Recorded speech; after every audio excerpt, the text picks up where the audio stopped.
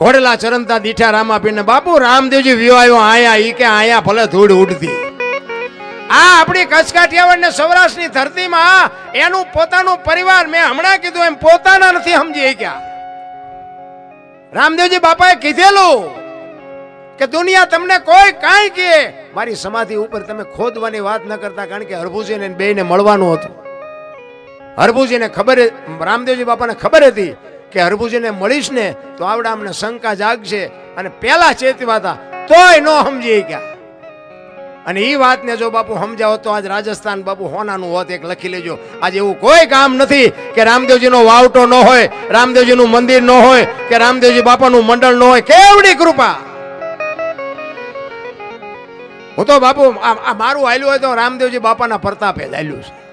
અને રામદેવજી બાપા ને મેલડીમાં અને હનુમાન, આ ત્રણ દેવ એવા છે ને, સવારે નાળિયેર માનો ને બપોરે તો ભડાકો થયેલો જ હોય. તમારે લખવું હોય તો લખી લેવું. એક તમારે 4 કલાકમાં તમે ધારો એ થાય.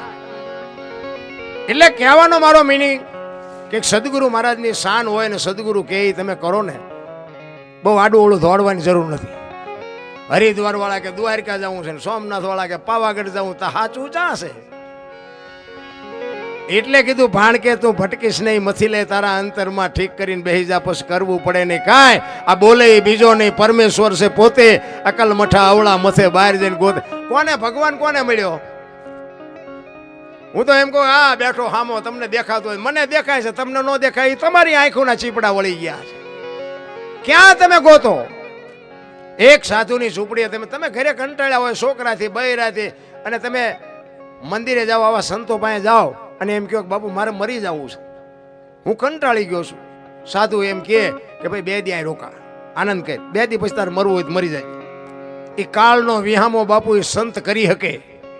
બાકી મંદિર બાપુ કરોડો રૂપિયાના ખર્ચા હોય ને, અહીંયા રામાપીરની મૂર્તિ હોય તો ભલે, રામની મૂર્તિ હોય તો ભલે, અહીંયા જઈને કહેજો કે મારે મરી જવું છે. એ મૂર્તિ તમને કહે કે 2 દી રોકા અહીં. આ જીવતી જાગતી મૂર્તિઓ છે, જો નક્કી થાય તો નકે જય ભગવાન ગયા.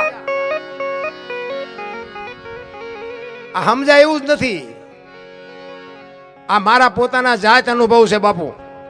તમે સાચું માનો કે ન માનો, બાકી સંતોની કૃપાથી બાપુ મારા પોતાના જાત અનુભવની વાત કરું કે બાપુ મરેલા બેઠા કર્યા છે મને, મારા હગા બાપુ.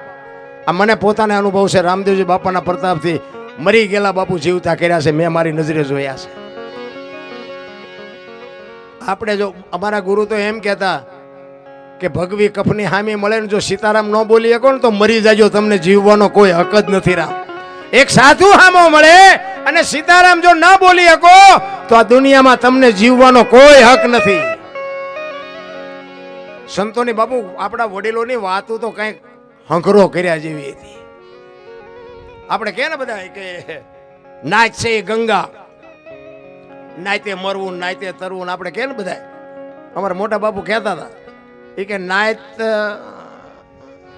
છે ગંગા, એ વાત હાજી, પણ કે ગંગામાં નવાય હાકળ ચાલીને ધૂમકો ન મારે ને ગંગા જે પસાડીને મારે ને એવી કોઈ ન મારે. આ નોંધ કરવા જેવી વાત નથી.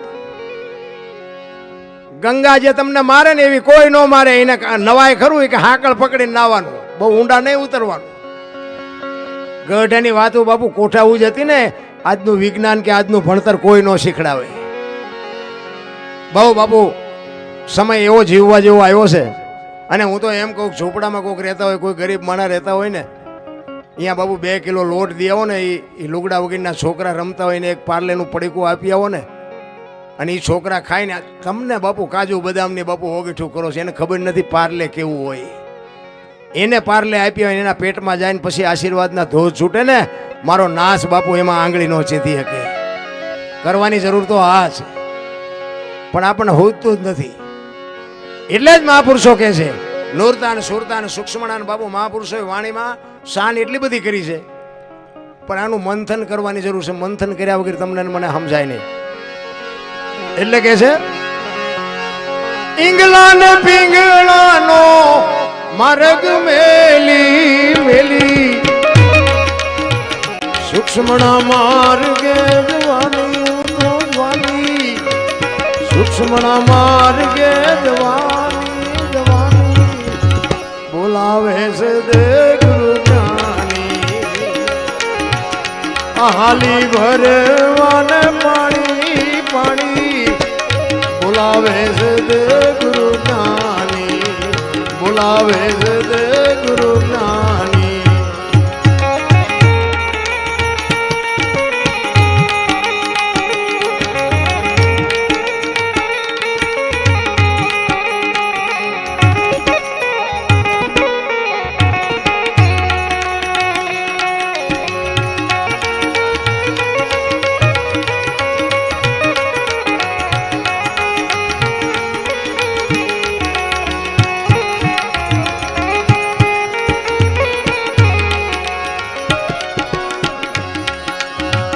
ગગન મંડળમાં ડબુકો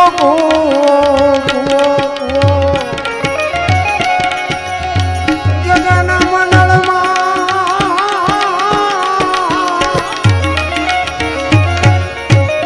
ગગન મંડળમાં ડબુકો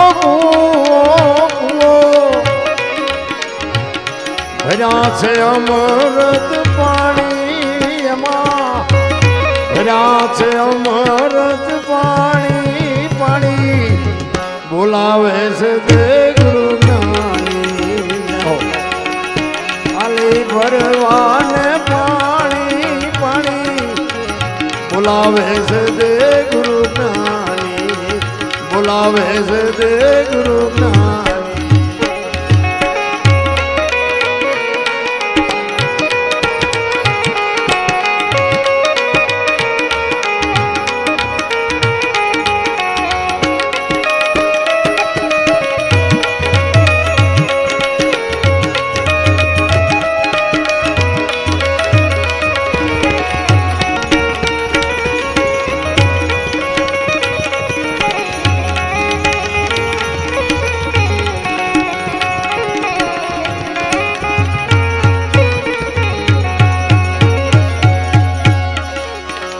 દાસ સંતાર ને ગુરુ નવર મળ્યા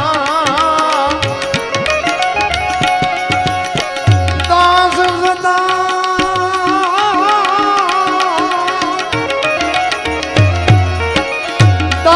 સંતાર ને ગુરુ નવર મળ્યા વાતો બતાવી સાની સાની